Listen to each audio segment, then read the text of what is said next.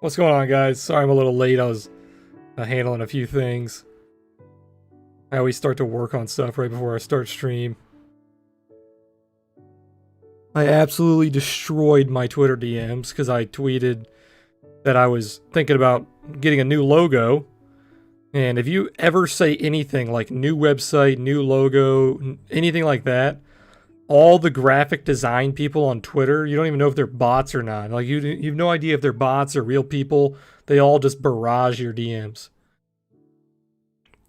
So now my DMs consist of dozens of graphic designers telling me that they can make my logo. Jesus. Guess I brought this upon myself. What's going on, Josh? Digital?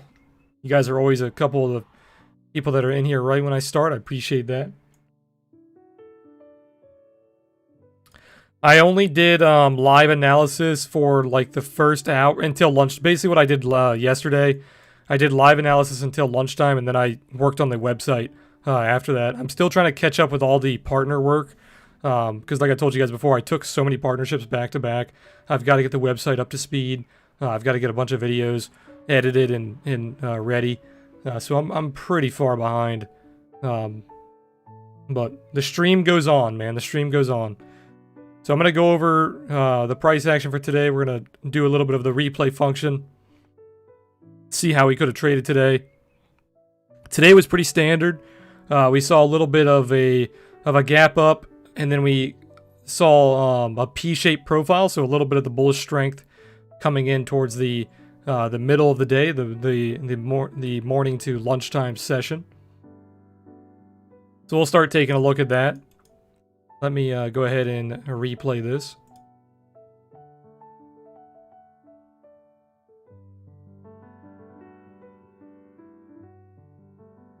So I start doing analysis typically around 10 o'clock, so we'll see when the analysis starts to come in here. Hey, turn up, what's going on, man? So here's 10 o'clock.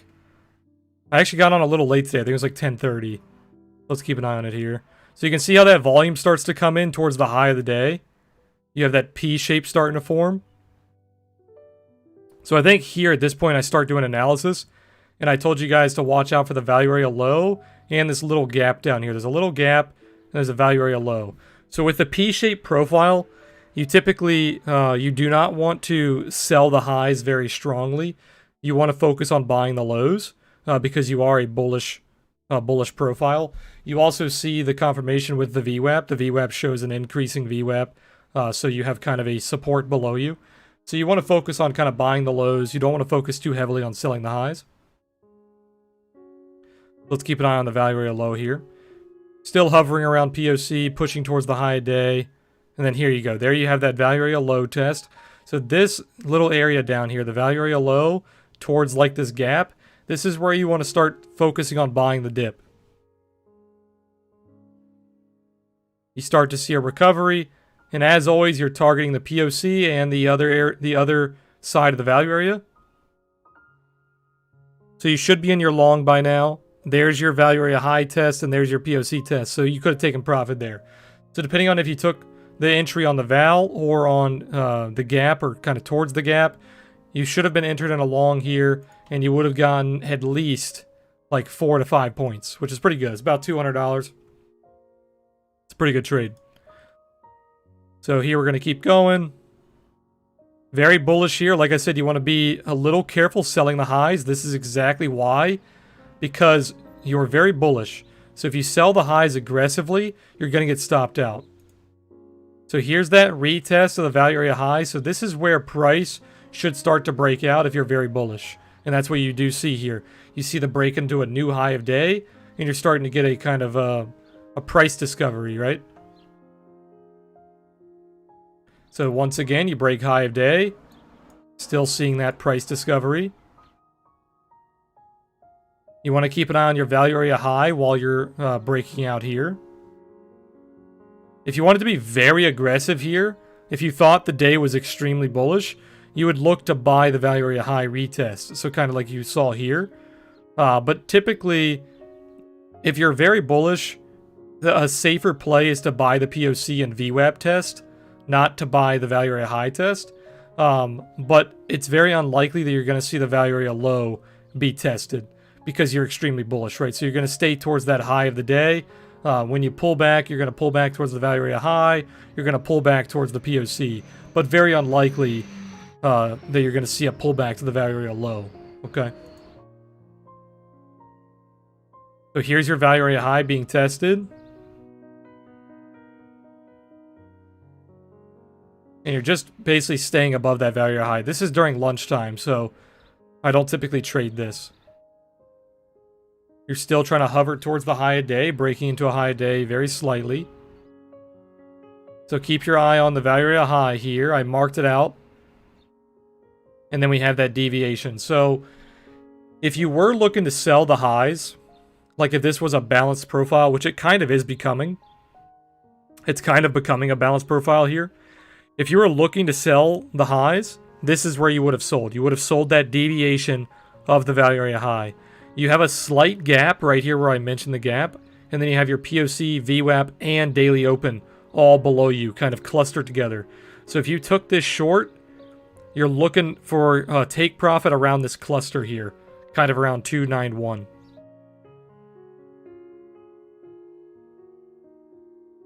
So you see a little bit of support coming in, trying to reclaim the value area high. A little bit of support towards that gap.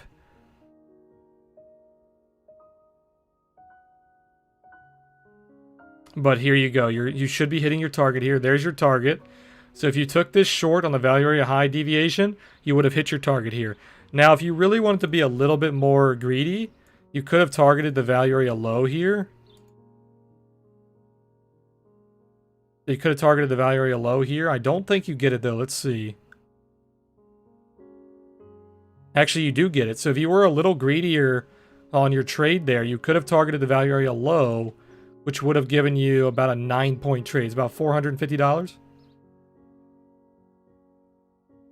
Hey, Jack, what's going on, man? So right here, this is where you want to start to focus on buying the lows, right? The value area low, you actually shifted a little bit here. So the value area low shifted downward. So this little area down here, the value area low towards like your point of origin, you want to focus on buying the lows here because you are a slightly bullish profile. You're balanced, but you started the day off slightly bullish. So you still want to focus on buying the lows.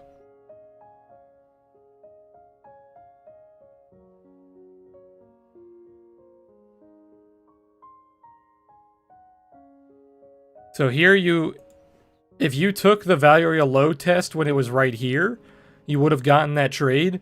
If you were waiting for the new value area low, you would have missed that trade. So a good way to look at this is if you pull up the developing value area, you can see that value area right here.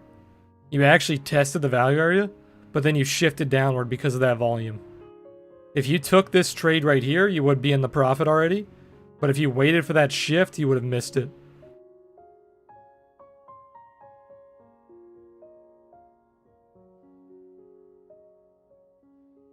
So watch your value area high. There's your value area high test. So if you did take that trade, you would have been taking profit here.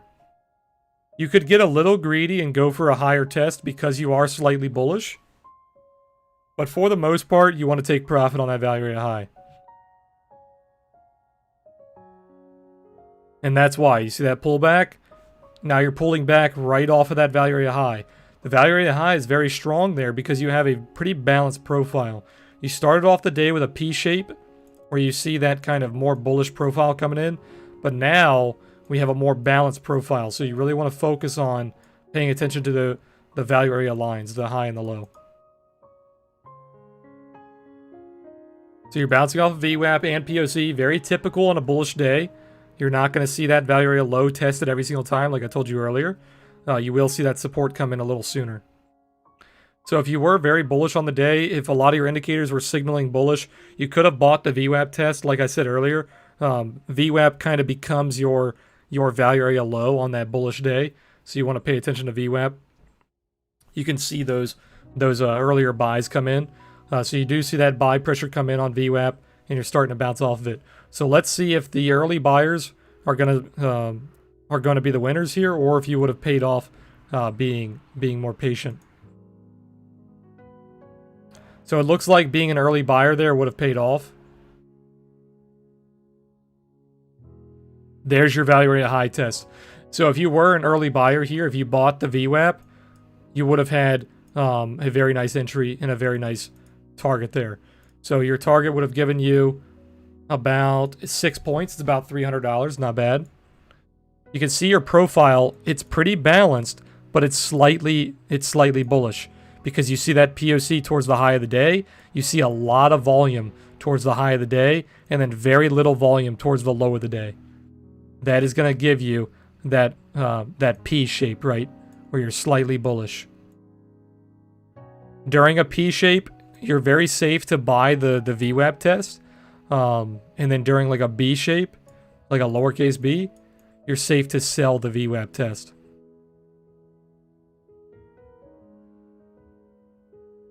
So here, once again, you're breaking into... Okay, so that we're actually live now. So once again, you're breaking into a high of day, but then you rejected it. Let me clean up this chart a little bit. We're going to delete our drawings here. So right here, let me fix this. Kind of hard to show now that we're caught up. Here we go. So right here, you see how you popped up into a new high of day and then you failed the value area high? This would have given you a sell signal. That becomes a deviation. So you had a deviation here, which gave you a sell signal. But once again, like I told you, because you're slightly bullish, you don't want to be very aggressive selling the highs. If you take, like, say a 5 to 10 contract trade normally, you probably want to lower your contracts. If you're only trading one contract, you might not want to take every single sell signal that it gives you. But so far, it is paying off. If you take more than one contract, you could have taken a little bit of profit of the POC, and then you want to leave the rest of your profit towards VWAP and then the value area low. Can I make this dotted? I don't know if I can. Yeah, I can. Okay, let's do that. Oh, it only makes the... That's stupid. That doesn't make any sense.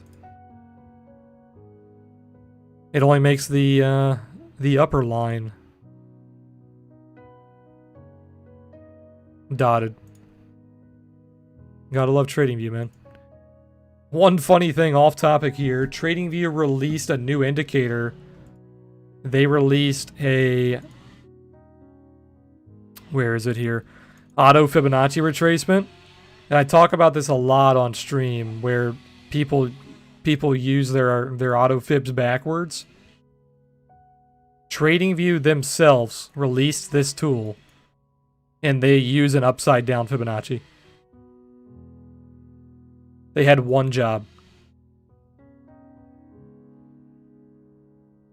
They had one job, and it was to get the Fibonacci correct, and their Fibonacci is upside down.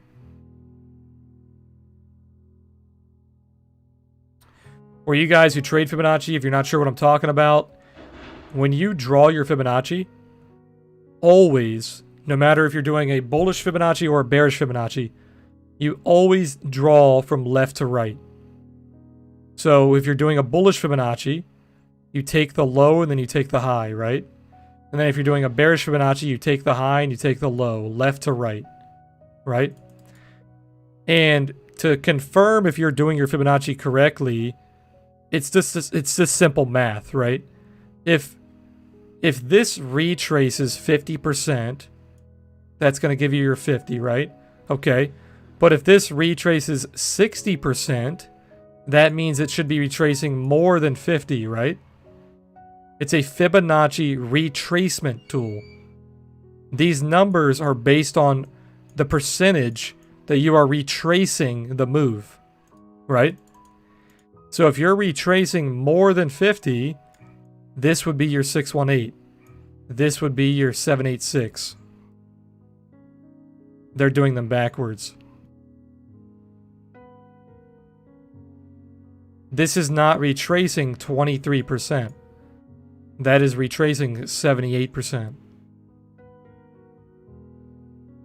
Just a little side tip if you guys trade Fibonacci. Even the TradingView guys did it wrong, so don't beat yourself up if you're doing it wrong.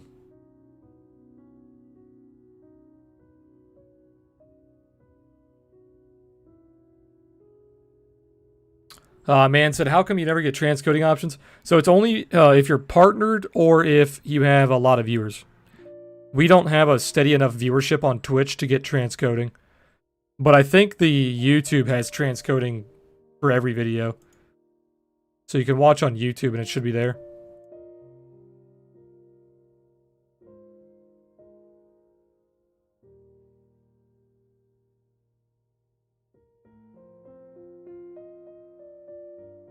One thing that I wanted to show here for Bitcoin was that take a look at what's happening, right? Take a look at what Bitcoin is doing on the volume profile or the TPO chart, right? We see a very strong accumulation back here towards the bottoms, right? The POCs are pretty much the same, pretty balanced profiles, lots of accumulation. And then boom, you finally see that breakout of accumulation. No, it's not in my settings, man. It has nothing to do with my settings. It's based on viewership on Twitch. And then certain streams, they get promoted in some ways, so they get transcoding. You typically have to have like over 20 viewers or 30 viewers, and you get transcoding.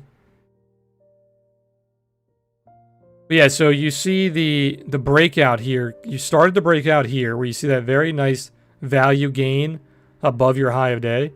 So you had a high of day like around 91.20.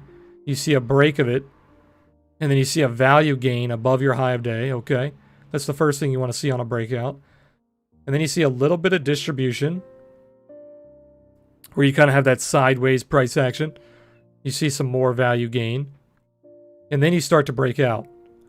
And where you look to see if this breakout is like healthy is you want to see that profile start to form, right? And you want it to be balanced. So you see a little bit of balanced price action here, then you break into a new high. And then you see a little bit more balanced price action here, but we're not breaking into a new high yet. We're kind of distributing. So we have a distribution here. But look at our two profiles here. So if I take a snipping tool, I posted this on Twitter. But look at this kind of like profile right here. You're seeing a lot of value being gained above this support, right? And then when you start to push lower, your volume decreases. So this definitely looks like price wants to go higher. The only worrying thing about this is if you go to like the 12-hour, the 12-hour has a pretty strong bear div.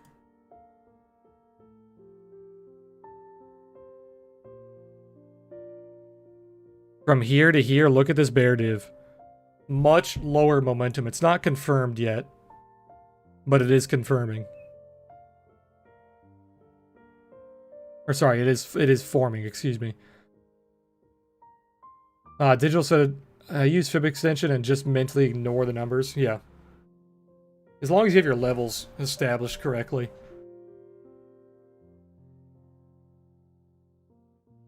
What's the TPO heat map? So TPO is time-based.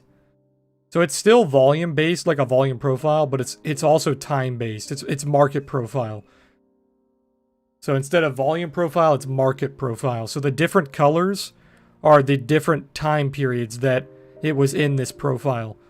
So like the grays, this was in this profile at one point in time, and then the pink is when it started to break out, and then like the blue is a different time period. So what this is showing is one time period it was accumulating, another time period it was breaking out, and then another time period it was consolidating and kind of distributing.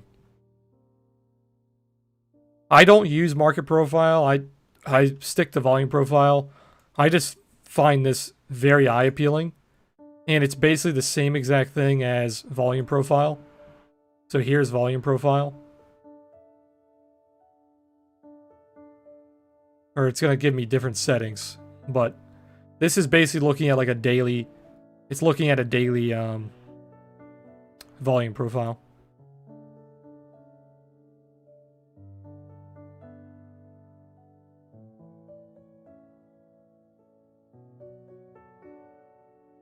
I'll make videos on this in the future when I'm more comfortable trading it. But for right now, I don't really trade based on this. I just like looking at it.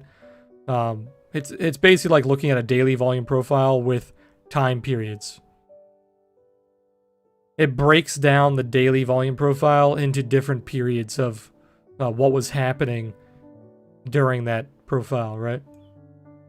So like this one is a near perfect balanced profile because you can see all the different colors throughout the day are in that same range, right? So all of the colors throughout that volume profile are distributing in the same manner.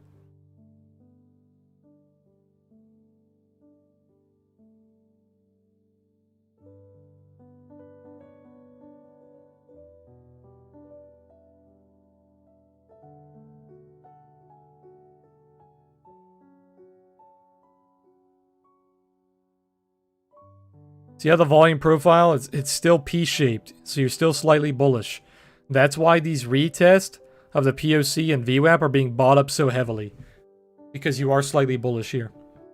Sorry, Jack, you wanted me to look at LTNC? Let's take a look. Or are you, what'd you say? Is LTNC an acronym for something? Are you not talking about the stock? Yeah, I definitely don't think you're talking about the stock. That's like an acronym. I don't know what that acronym means. I feel like a boomer. I'm missing out on acronyms. Does anybody in chat know what LTNC stands for? Hey, Keytoy, what's going on, man? LTNC. Oh, long time no see? Is that what it is? Long time no see? Catching on slowly. But wouldn't it be LTNS?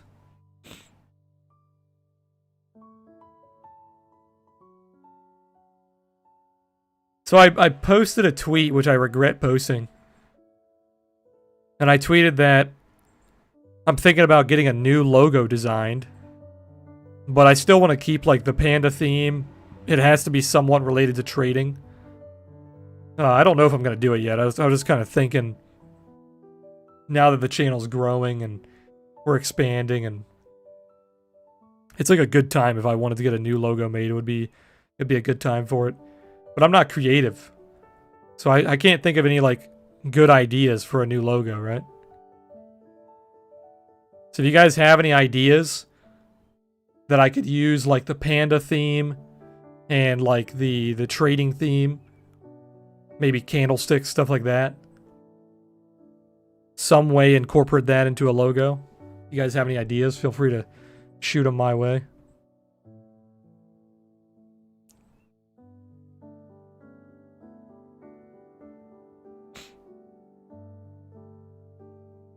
I've been looking at a lot of different people's logos and stuff on Twitter lately, and they've got some really high quality logos. I feel like I need to get mine up there.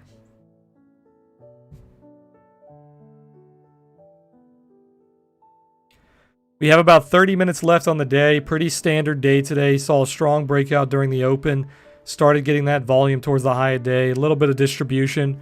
Failed back downward to retest a low. Got bought up really, really quickly. So the bulls are strong today. As I showed on the Webull scans, these are high cap stocks. These are over 5 billion cap stocks. And there's 51 of them that are moving today. So the stock market is really doing well today. We could see that if we went to the markets tab here. 4,000 stocks just about are green today. And the majority of them are up almost 5% or more. So the stock market is really green today.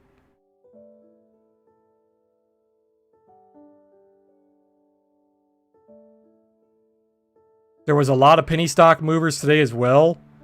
35 came up on our scan. A lot of these doing over 10, 15, 20%. Massive movers. I call these out pretty early in the morning, and then I go back and call out some good ones later on as well. If you guys are penny stock traders or anything, make sure you keep an eye on the stock channel. I do a couple of call outs throughout the day. Jelly, I'm not sure if Jelly's in here, but Jelly said he took one of these yesterday based on the call out, and he did very well.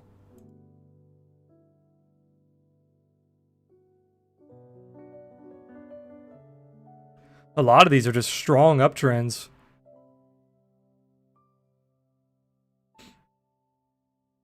This is the one that Jelly said he took, WTRH. I called this out on the scan yesterday. So when was yesterday? Today is the 8th.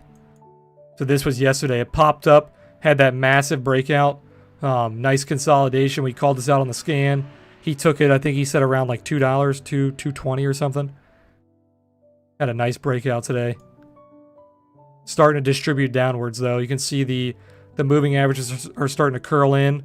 I made a video on some techniques for penny stock trading with Webull. What was that? Yesterday or 2 days ago? I'm going to have that posted on YouTube this weekend. Most likely tomorrow, if not tomorrow, Sunday. So keep an eye on the YouTube. I'm going to release a penny stock trading video with Webull. YouTube Analytics released this new thing that's really helpful for me.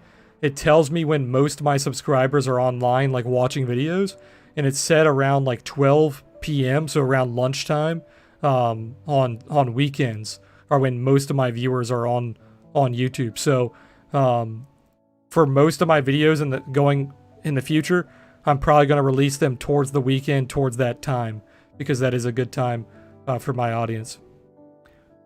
So I will be releasing a video, like I said, most likely tomorrow, maybe Sunday. Might even release 2, depending on how much time I have. I've got a lot of stuff I got to get done this weekend.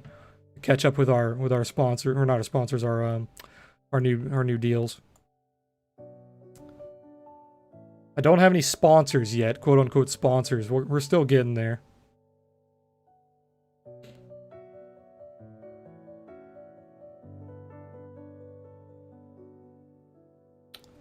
Canary said, I made 7% profit today with a SPY going up and down. Yeah, this is a nice bullish day, man. It's a nice bullish day. Were you trading SPY by itself, or were you just trading stocks? So this day is what I was telling you guys in the penny stock video. Sadly, when I made the video, it was a red day.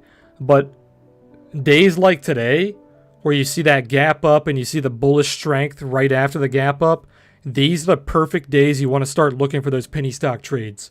Because when the market is trending upward, the penny stocks are going to run. That's when you're going to see the penny stocks that are typically doing like 10 to 20%. They're going to be doing 50%, 100%. So you're not going to find a lot of them, obviously, but that's when the big ones are going to start to move. You can still trade them on red days, but it's very risky. They can pull back and they can start to gap down and move heavily downward. But on a green day, when SPY is trending upward, they will move heavily because people have that confidence in the market. They're not afraid to take those penny stock trades because the stock market as a whole is behind them. Digital said Monday I'm going to buy ARDX. Breaking out again today. Look at her right now, breaking out into a new high. ARDX, let's take a look. Pretty low volume. Nice balanced profile today.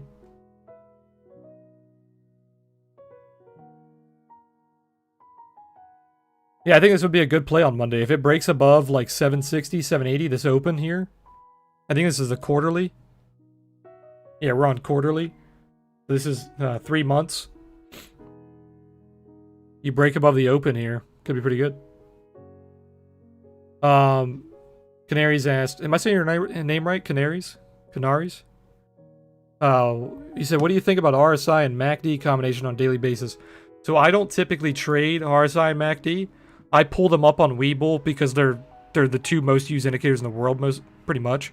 So I like showing people what they're showing on the chart, so people can look at kind of where the MACD is, where the RSI is. But I don't use them really. I think if you said on a daily basis, I'm not sure if you mean like every day or you mean on a daily time frame. I think on a daily time frame they're actually very strong together, because the problem with the MACD is it's slow, right? It's lagging. But if you use the MACD on a longer time frame, like a daily, weekly, 4 hours, stuff like that, it can give you a very good indication of your trend. So like if you look at the MACD on a longer time frame, it's pretty smooth. Let's look at some bigger stocks. It will give you a better example. Let's look at like Amazon. So like you can see on Amazon on the 4 hour, the MACD is really smooth. The problem with the MACD is that it's delayed, right? It's lagging. But it's very helpful on longer time frames to determine your trend. Now, if you use it on lower time frames, it's helpful to understand your trend, but it's very hard to use it for signals because it's delayed. It's based on moving averages. Moving averages lag. What I found to be much better, it's a good combination of kind of MACD and RSI, is CCI. That's why I have the CCI on here. I use a slower CCI, so a 50, instead of I think the default's 14 or 20. I use a 50 because, like I said, it's a good combination of long-term, but it doesn't lag. So it shows you your kind of long-term trend, but it's not a laggy indicator. But typically in my trading, I only use my proprietary stuff. That's why I built the Momo. The Momo is an all-in-one oscillator. So it shows you long-term strength, short-term strength, bull traps, bear traps, divergence. Everything you would want from an oscillator, the Momo shows you. So I don't use any other oscillators besides the Momo. But if I am penny stock trading, I do like to see what the CCI is doing, because that's what I used to do way back in the day when I penny stock traded. Penny stock trading was like the first thing that got me into day trading. And I used to use a 50 CCI strategy back then. But mainly, when I started penny stock trading, it was only candlesticks, volume, moving averages. Then eventually I threw on the CCI. But yeah, to answer your question in a very short way, MACD is good on long time frames. It's slower on shorter time frames. RSI is good on basically every time frame as long as you're trading it properly. I think RSI is very good to draw trend lines and stuff on RSI to find your patterns. And then also using the divergence. I think RSI, for a free indicator, is probably the best free indicator for divergence. Don Juan said, I just watched your EXO tutorial videos. What kind of basis do you use those charts, and how important are they to your trading Bitcoin? So right now I'm not day trading Bitcoin anymore. I'm taking a break from day trading Bitcoin to go back and to work on my stock trading and futures trading. I'm also working on building the business and whatnot. But when I was day trading Bitcoin, I was using 3 different charts on EXO, like I talked about in the video. So if I was doing more of kind of intraday trading, so for my like 1 hour trades, where I was looking for trades that I could get in and get out within a few hours, not hold them overnight, I would mainly use this window, the delta. If I was looking for more longer term kind of spot trading, I would use the volume profile window. So to look for like that longer term value. And then if I was doing some very short term scalping, I would use the tick window. So I talk about all 3 of these in the tutorial. And that's kind of how I break it down. Intraday trading, kind of mid-term, long-term, volume profile, and then very short-term scalping. So for scalping, to answer your question on how important it was, the tick chart was very, very important. When I added this to my scalping, it improved my trading very, very well. Like it was a great improvement. With this scalping tick chart, what I'm showing right now, I was able to get my entries down to a very fine point where I would get in and get out right before price would move against me, right? So I was able to see that, like I showed this in the video. When I posted that video, I kind of was a little sad because That day, you can actually find the entire video. If you want to watch the entire video, it's on YouTube. It's called like Exocharts Goes Free, and it's my entire live stream. If you watch the entire live stream, I call out a few things using the scalp chart that happen perfectly on the tick chart, right? So I call them out and they play out beautifully. So if you want to see some more examples, go back and watch that entire live stream and skip to the tick section, and you'll see exactly how I use it. I couldn't put all of that in the video on YouTube because it was a long stream. I think it was like a 2-hour long stream. But yeah, if you go back and find that video, I can actually see if it's still on here. It should be on here. I know my thumbnails are all the same. It's really hard. I stream way too much to change my thumbnail every single day. If I get to a point where I can pay an editor to change my thumbnails every day, I will. But I'm not at that point right now. Let's see.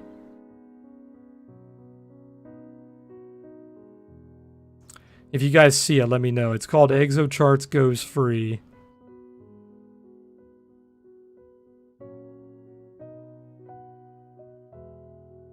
$5 months ago. I must have missed it. It should be up here.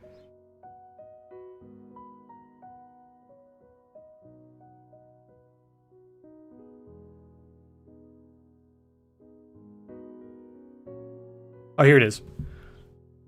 So Exocharts. Oh, it's only an hour long. So this video is where I made those shorter videos. So if you go through this and you skip to like should be the end here. Or no, this is part 1. I think I need part 2.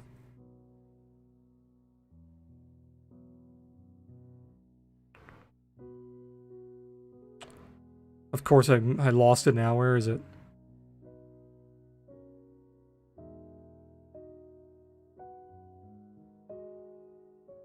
Here's part 2. Here we go. Yeah, 2.5 hours long. My overall trading wallet.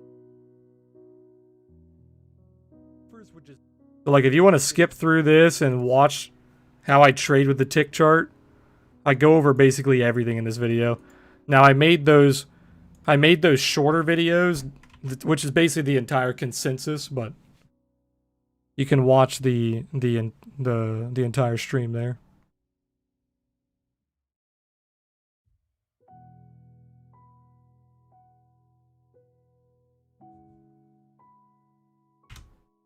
Sorry guys, didn't mean to go off on a tangent there.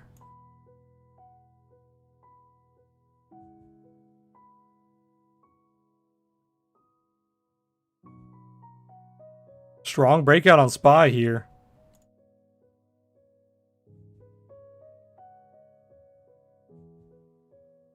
Yeah, I know the thumbnails are a problem, man. I need to change the thumbnails like every week. I've only got one guy who does my thumbnails, and he's been very busy lately, so I don't bother him a lot. I need to get a couple of guys that I can hit up.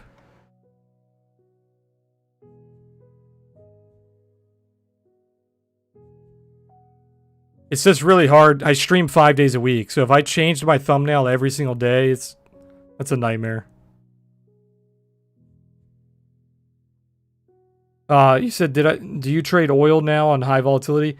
No, so I used to trade oil back in the day, back 2016, 2017. I don't trade oil currently, no. I do summary of markets reports on oil, so I give out levels and kind of what my thought process is on oil, but I'm not actually trading it. My summary of markets on oil, you guys can see them in the free Telegram from start to finish. We were basically spot on oil throughout the past couple of months, so I could have traded oil and made a lot of money. Sadly, I traded oil and lost money because I traded kind of against my analysis and didn't do well. But yeah, we called out that monthly low on oil pretty much to the tick, like 2 months in advance. I didn't predict that it was going to absolutely destroy itself and go negative, but not a lot of people predicted that.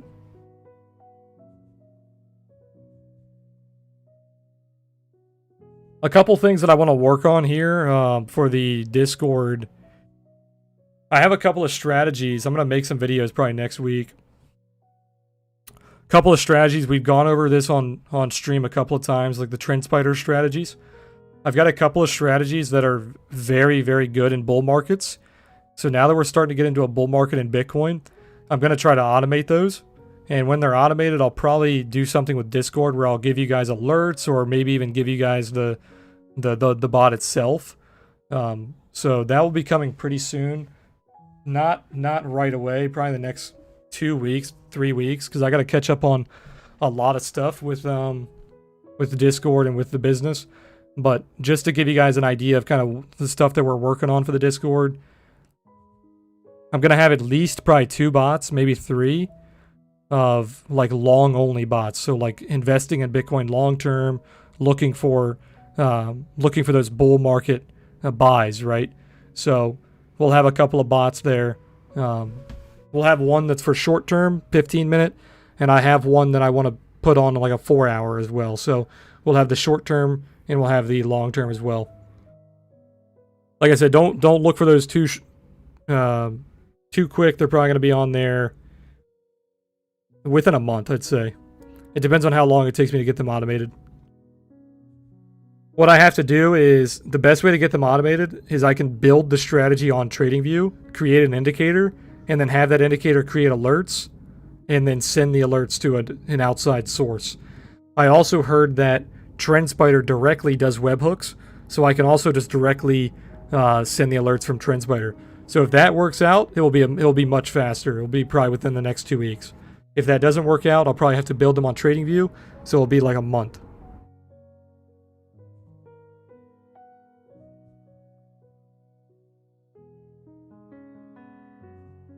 Also, a couple things that I want to be doing for the indicators. I've got that relative volume indicator I'm going to release to Discord probably within the next couple of days. Probably within a week. Probably during next week. So that will be free to you guys. And then I also want to add some updates to...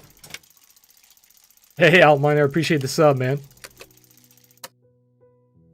Coming in with the Amazon Prime sub, I appreciate that. Thank you. You only get 1 free sub, and you decided to use it on me, so I do appreciate that, man. Thank you. We don't have very many subs left on Twitch. We got about like 15 or 20, so all the subs count. Appreciate you guys. YouTube has taken over as my main platform. Sorry, guys. Going back to the analysis, not a lot to talk about here. Just very standard balanced profile breaking out to the high day. When this breaks out, you do not want to trade against it, really. So since today is slightly bullish, if this was a very balanced profile throughout the day, you would be selling here. You would be selling the breakout of the value area high. But since today is very bullish, you really want to hold off on selling those highs, right? So when you're seeing this clean breakout of the value area high, you just want to be watching for divergence, right? So as long as there's not a bear div, as long as you're getting good momentum, you just follow it all the way up. Another way you could do it is like using moving averages. So a couple of short-term moving averages here. You can see that when you break out of the value area high, you could just ride those moving averages as long as you can. But one thing that I like to do is when it breaks out of the value area high, I just keep an eye on the Momo. And as long as the Momo is not bear diving, which it currently is actually, you can still continue to ride that. But you're actually getting a bear div here. So that's why you're seeing that consolidation. You might see a little bit of a pullback. But as long as you're breaking out without a bear div, you're safe to ride it.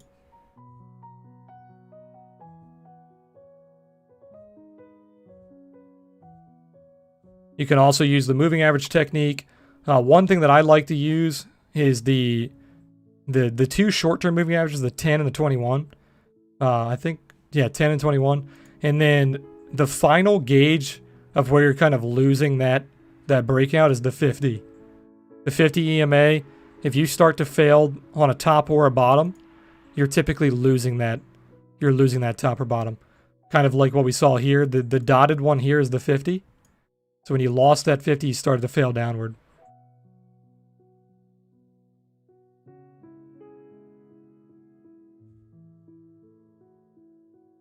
But I don't really use moving averages to like execute my trades. I just like looking at kind of where they are. giving me a gauge of kind of where the trend is. Something to note here, look at this gap right here. You have a small gap. You might come back and retest that gap. You can come back and retest the value area high as well.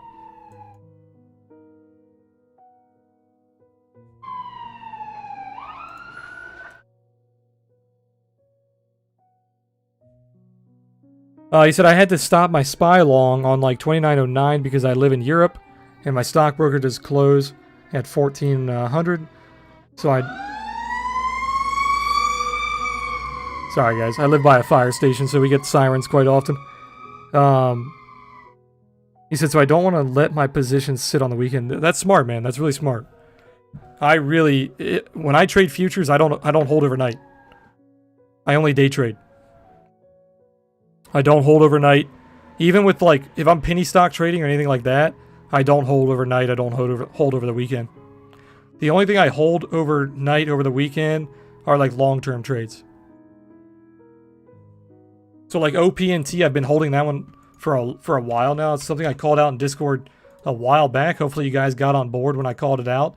I called this out around $9, or it was at $10, but I said to start buying it around like $9.50, $9. It's at $11.70 right now, $11.67. You popped it to 12, so it's doing very well. My average is $9.25. So I'm doing quite well on this. I've actually got like 10 shares of this on our stream account, and then I've got a shit ton more shares still sitting on my Robinhood. It's the only thing that I left on my Robinhood because I didn't want to sell them.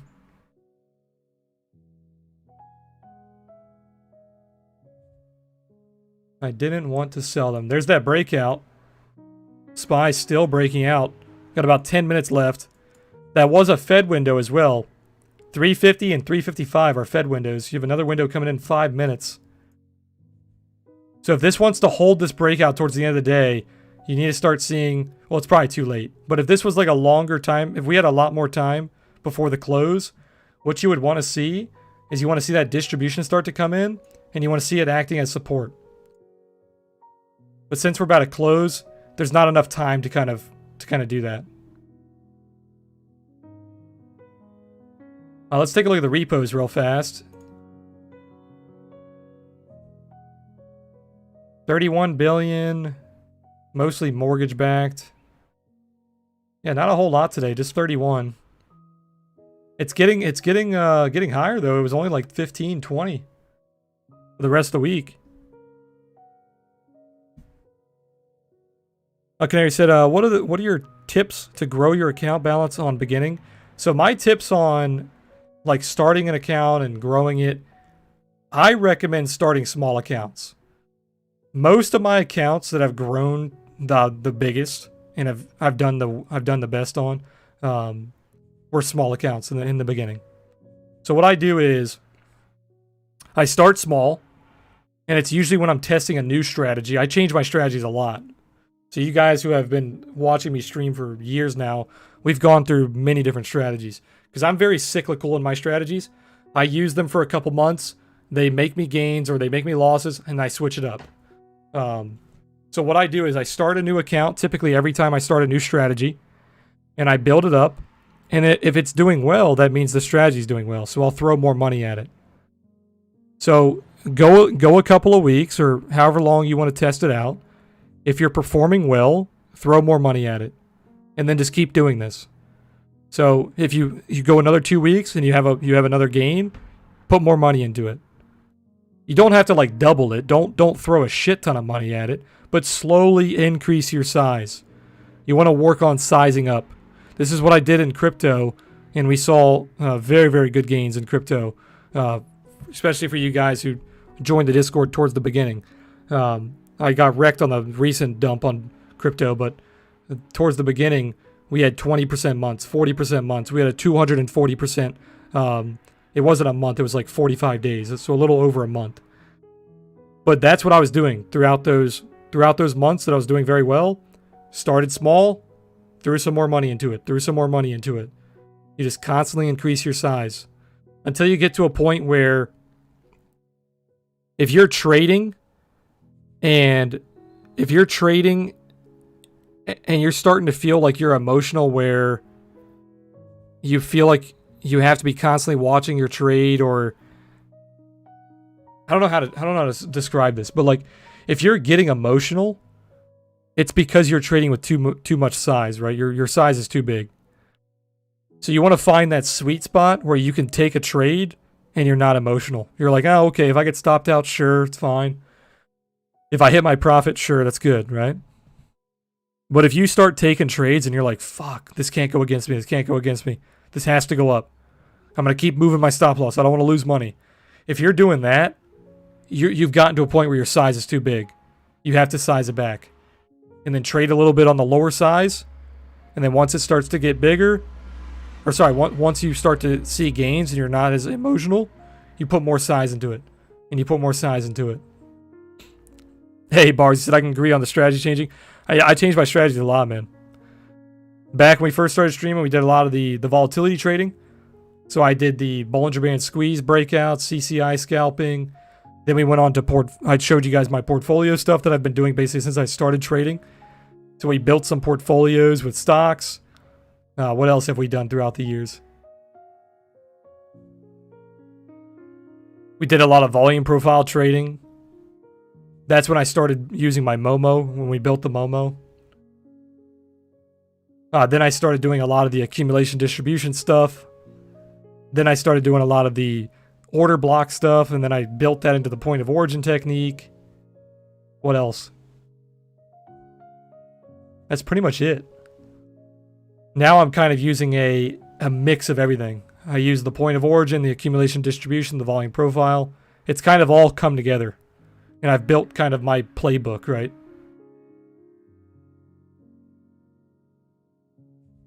Before I started streaming, I kind of stuck to the same thing because I only traded penny stocks, right? I traded penny stocks, and then I went on to trade futures, and I tried my penny stock technique in futures, and I got destroyed.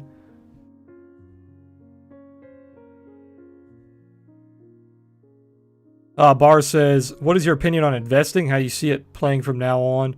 You think we are not bottomed yet? So I was wrong about the bottom. As you guys who watch the stream, you guys know, I was betting against the Fed. So my thesis was that, let me go to the longer time frame here.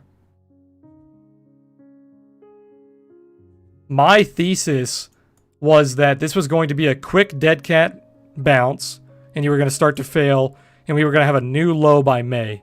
I thought by May we were going to see a new low. So I bought a bunch of puts.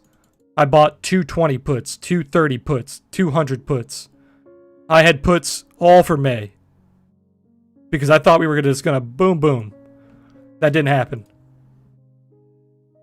What happened was the Fed was pumping in $200 to $300 billion every single day into the market. Pump, pump, pump, pump, pump. And then we had our unemployment numbers come out. And I thought, okay, this is the time. This is when the dead cat bounce is going to play out. The unemployment numbers were abysmal. They were record-breaking every week. And I was like, okay, this is when we're going to see our new bottom. Nope. Nobody gives a shit. Every Thursday for the past 3 weeks has been abysmal unemployment numbers, and we've had a green day. So it's at that point where, like I told you guys before, you don't want to bet on the stock market going down right now. Because you need to trade what you see, not what you think. I was trading what I thought. I was predicting a new low, even though the market was ridiculously bouncing. So it's in a really weird spot right now, where I still think it should go down. I think this is a dead cat bounce. It fits the Fibonacci. So if you look at the Fibonacci, you're failing the 618, which fits the dead cat bounce theory. It just doesn't look like it wants to go down. So betting against the market right now is a bad idea, I think. But investing here, I think, is also a bad idea, because it's like the market should go down. It should not be going up here. We have massive unemployment. We have major companies all throughout the United States seeing abysmal revenue. They have ridiculously low revenue because nobody's going out and spending their money. They have no money to spend. They're not even working, right? The only money they have is the unemployment money, the stimulus money, right? So hospitality businesses, tourism businesses, just recreational businesses where people spend their surplus of money, right? All those businesses are not seeing revenue. So it should be going down, but it's not going down. So betting on it going down is not the right play.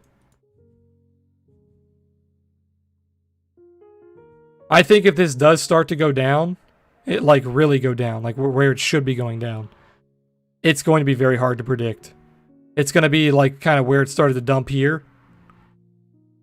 I think it's going to be like a couple, maybe 2 or 3 candles. It's going to lose like 20%. But it's hard to predict, so trying to predict that's not worth it. The only way I would try to predict that is maybe hedge with TVIX. So like if you're investing right now, if you're buying long-term blue chips, like long-term dividend stocks, I would, if you're betting on the market going down, you could hedge with TVIX. Hedge with volatility. But besides that, it's a hard bet. During market scenarios like this, you're better off dollar cost averaging. So your question, I know I went on a tangent, but your question was investing, right? What's my opinion on investing? My opinion is, and this is not financial advice, of course. My opinion is, if you're trying to put a bunch of money into the market right now, you're better off dollar cost averaging, putting it in piece by piece, right? And you were better off doing that all the way down. So like during this whole reversal, just putting it in piece by piece. Even if you did it on the way down, you did it on the way up, your average would be somewhere around here, right? So you'd be positive.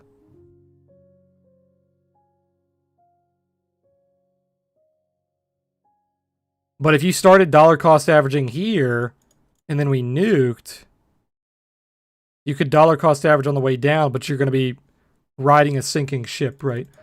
But historically speaking, for long-term investing, you're okay to buy these dips. It's the SPY. It's the U.S. economy. The U.S. economy, historically, it does very well. So dollar cost averaging during massive pullbacks is the proper strategy. Or even dollar cost averaging on the way up. Right? So I think that is the best strategy for long-term investing on the SPY or like on the U.S. economy. I don't think any strategy really does better than dollar cost averaging. Unless you're like obviously doing proprietary stuff. But for investing, I think dollar cost averaging is where you want to be.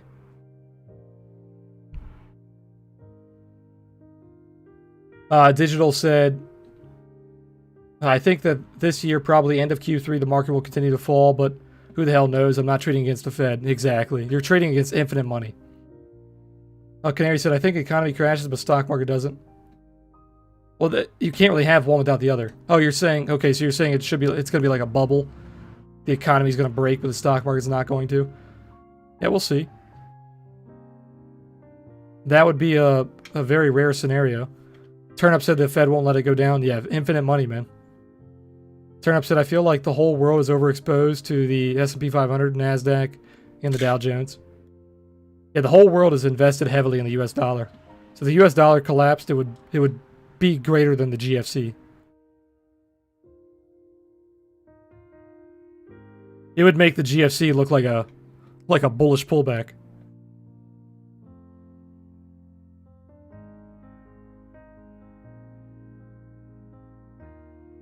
Turnip said, what happens when there's not enough capital flow in these passive indexes? Yeah, you're talking about like all the ETFs. It's kind of like what we saw with like the volatility ETFs. Like SPY, or not SPY, XIV, SPXY, or SVXY. The capital inflow cannot outweigh the the leveraged downside, right? Because they're like 3x leveraged. So the capital inflow making them go up slowly, it can't counteract the leveraged price going downward.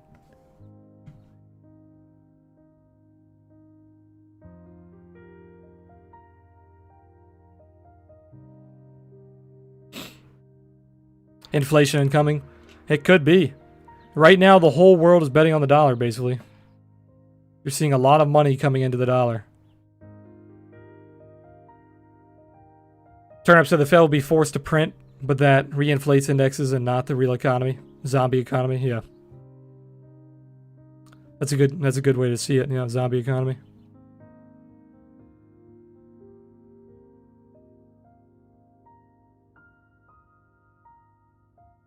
So towards the end of the day, we broke out, and then it tried to fill that gap.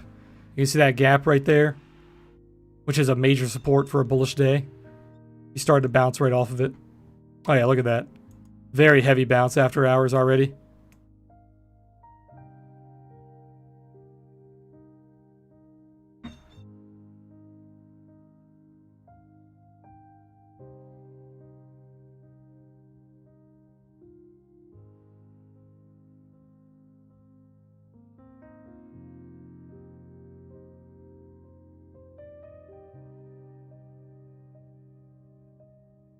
Bro, my DMs are in shambles. Tweeted about a new logo. And I've got every damn artist on Twitter DMing me.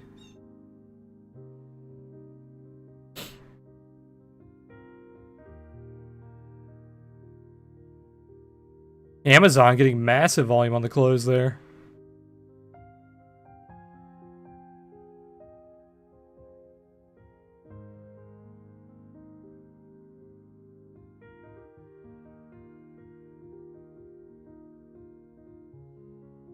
But alright guys, I'm going to end stream right on the close of the day today. I'm extremely busy, got a lot of work I got to get done.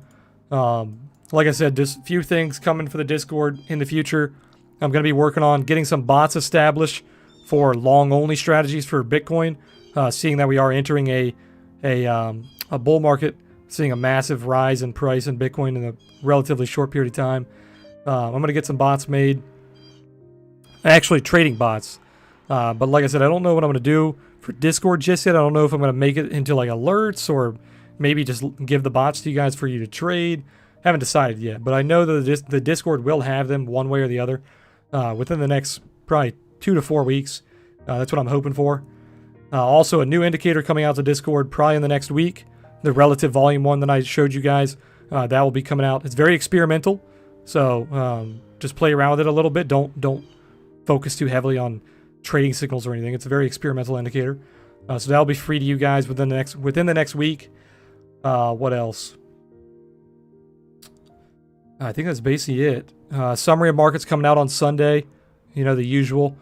I have another video coming out this weekend as well, so keep an eye on the YouTube. I'll have a video coming out probably Saturday or Sunday. The Momo deal for $10 off the Momo, that's going to be expiring on Monday. Then we're going to go into our next deal for the Oasis Trading Suite. So what I'm going to be doing is $10 off an indicator every week. So the Momo is going to end on Monday. I'm going to switch it over to the Oasis Trading Suite. So that will happen on Monday. We also have the $100 off Discord for the rest of May. Code is at the top right. It's May 100. That is all I have for you guys. Appreciate you guys being here, as always. Thank you for watching live. You guys came in the VOD as well. Appreciate you guys watching the VOD. If you guys like the content, make sure to hit that like button on YouTube. Subscribe on YouTube. Make sure you're following on Twitch, yada yada. I will be streaming again on Monday. Like I said, we might have a morning stream on Monday. Depends on how late I stay up on Sunday working on the website and whatnot. But look out for my tweet on Twitter. I'll let you guys know if I'm streaming early on Monday. But we will definitely have our 3 p.m. stream on Monday. So we might have 2 streams, but definitely 1. Alright guys, that's my spiel. I'll see you guys on Monday. You guys have a great weekend. Like I said, look out for the summary of markets on Sunday. It's going to be released around 3 p.m. Eastern. Alright guys, you guys have a good weekend.